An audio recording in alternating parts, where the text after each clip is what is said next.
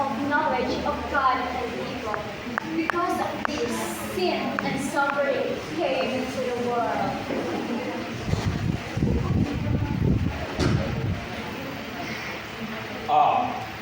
Samson, a man with a great strength and great promise, but ultimately a man used by God to deliver his people. My story begins before I was ever born when an angel of God appeared to my mother, a woman who had been barren for many years, and told her that she was their son. I used to be dedicated to God as a Nazarene from the moment of my conception. It was God who gave me this strength. It was this strength.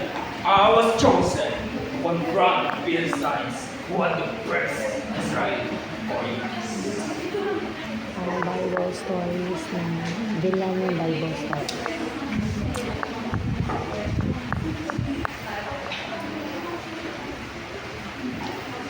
Oh, Jezebel, the name that historian spirits, you think me I'm the weak queen? The woman who gives prophets to the smile on her lips? What if I told you that I am a simple woman who knew how to rule, a woman who understood that power is not given, it is taken. It is taken. I would win by a billion in action. Power is a game, and I have mastered it. There are no rules by my own. No moral codes, no gods, no man who will stand in my way. All will bend in my way, one way or another. The winner is mine. Nothing will ever stop me. Nothing will ever thus.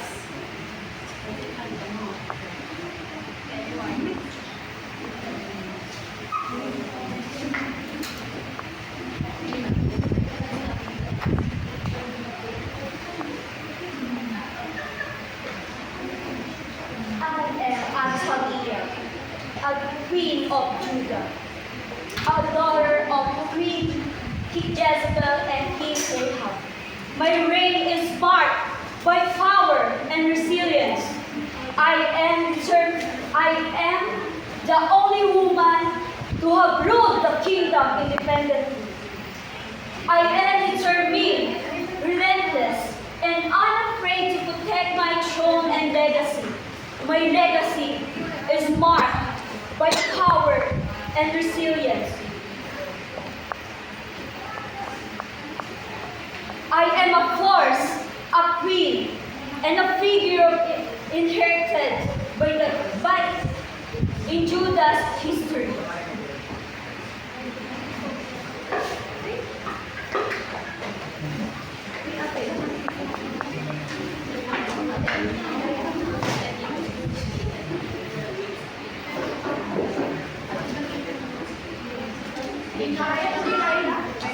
I am the one who discovered the strength of Samson.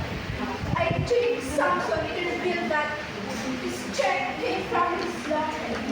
Learn train him to his ends.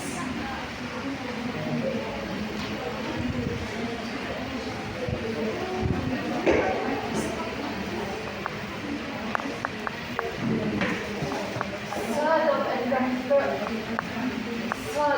Gomorrah, burning in a storm of judgment. Hearts Gomorrah. pounding as we leave behind everything we knew. An angel's command rings clear. Do not look back. But in that critical moment, I am hesitant. I feel full of my past, a powerful urge to see what is left behind. Compelled, I glance back just once, and in an instant, I am frozen. Turned into a pillar of salt, a hunting symbol in the wasteland, marking the cost of his obedience. I became an edged stone, a reminder that even a single glance can carry consequences that last forever. My story learns, urging us to look forward and never back. Don't get attached to anything Don't get attached by anything that might tempt you into passion. Lastly, to become trapped by the past that we refuse to leave behind.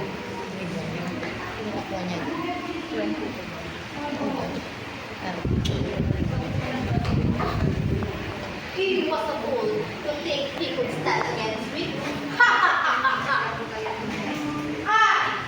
I am weak. I am powerful. His words are empty. He had no power over me. He was nothing. I will not allow anyone to stand in my way.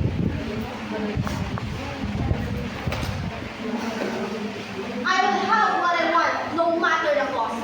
I am the queen. My word is law, and I demand obedience.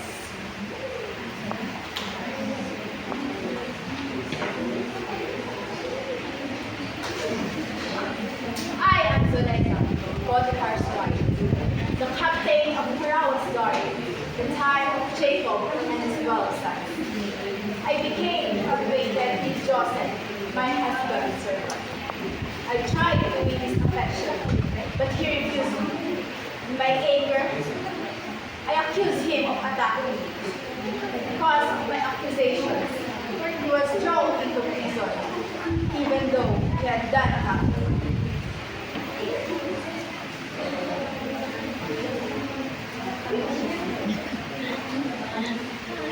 And so, these are the beginnings of our story. Samson, Eve, Jezebel, Athaliah, Delilah. That's why the evil of Zuleika. Figures whose actions have shaped history, whose choices have been remembered for centuries. But each of them, in their own way, was human. Each of them was driven by fear, pride, jealousy, or misunderstanding.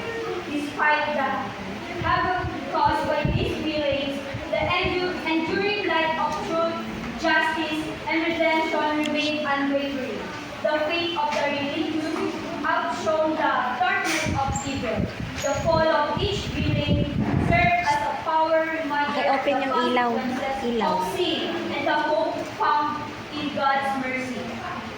As we conclude this story, we remember that no matter how powerful a villain may be, they cannot extinguish the light of God's love. Though even evil may seem to prevail, momentarily, God's plan of justice, mercy is always unfolding. And so, with every lesson we've learned, we are reminded, in the face of evil, we are told to stand firm in our faith and trust in the transformative powers of God's love. In the end, who are the real villains? The ones who make the wrong choice, or those who fail to understand the consequences of their choices?